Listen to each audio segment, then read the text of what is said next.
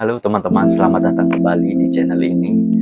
Tempat kita ngobrol santai tentang investasi, buku-buku ataupun tips-tips keuangan lainnya.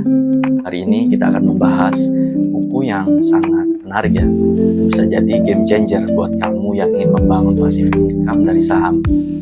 Nah, bagaimana tentang buku itu? Ini, The Dividend Investor karya Jeffrey Hellianton Soundfree. Mungkin begitu ya cara bacanya. Bagaimana buku ini kita kupas tuntas. Buku ini bukan hanya tentang teori investasi, tapi lebih ke panduan praktis untuk kamu yang ingin mendapatkan penghasilan pasif melalui dividen sahamnya. Jeffrey menjelaskan bahwa selain capital gain, teman-teman juga bisa mendapatkan dividen menjadi sumber keuntungan yang signifikan jika dikelola dengan baik. Buku ini cocok sekali untuk pemula yang ingin memahami dasar-dasar investasi dividen. Buku ini dibagi menjadi beberapa bab yang membahas tentang pertama, daya tarik investasi dividennya. Mengapa dividen? Karena dividen sendiri bisa menjadi sumber pasif income untuk teman-teman dan lumayan stabil ya, karena dia dibagikan setiap tahun. Yang kedua, cara menemukan saham dividen terbaik. Bagaimana kita mendapatkan tips dan strategi memilih saham yang rutin membagikan dividen, karena tidak semua perusahaan akan membagikan dividen. Yang selanjutnya tentang analisis fundamental saham. Bagaimana kita memahami laporan keuangan dan kinerja perusahaan.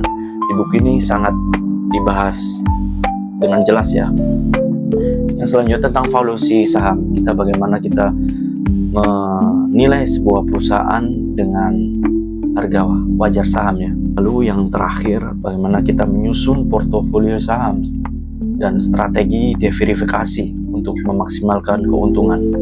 Dan yang saya tahu, kebanyakan orang yang baru terjun di dunia saham, biasanya dia FOMO.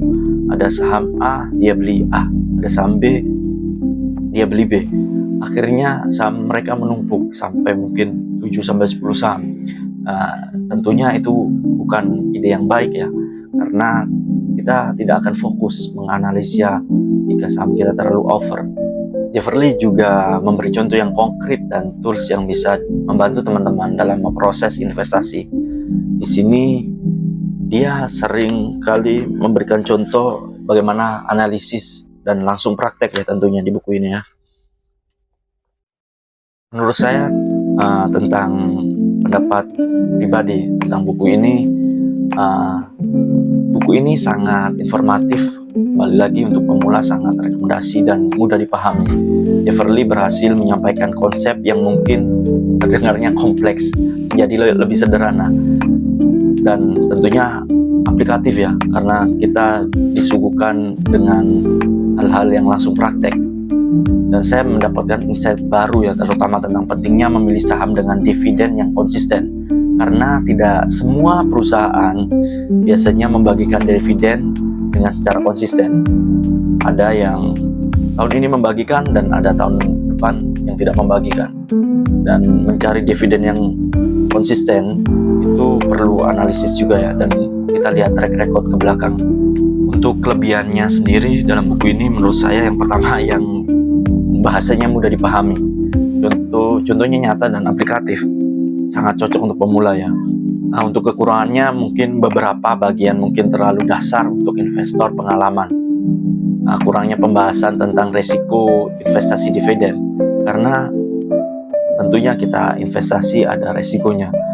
Kadang-kadang ketika kita investasi saham yang membagikan dividen, biasanya 1 minggu ataupun setelah kita mendapatkan dividen itu sahamnya akan turun, dan di buku ini kurang dibahas ya. Itu pendapat saya pribadi ya. Coba tapi teman-teman baca sendirilah bagaimana buku ini bisa membantu teman-teman untuk memilih saham yang sangat layak dijadikan investasi. Tapi dari secara keseluruhan, buku ini memang sangat bagus ya. Bagaimana Dividen Investor adalah buku yang sangat saya rekomendasikan ya, untuk kamu yang ingin memulai investasi saham dengan fokusnya pada dividen ya, bukan hanya capital gain. Ada juga ini memberikan panduan langkah demi langkah yang bisa langsung kamu praktekkan. Jadi kalau kamu ingin membangun passive income dari saham, buku ini juga bisa menjadi opsi ataupun titik awal yang bagus buat teman-teman baca. Buku ini tidak mahal, harganya sekitar 70.000 kalau tidak salah.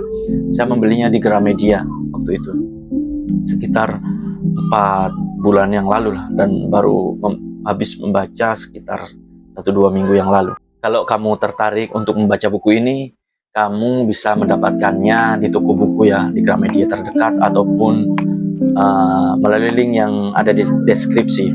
Jangan lupa untuk like, komen, dan subscribe agar tidak ketinggalan ya konten yang menarik lainnya dan seputar investasi dan keuangan.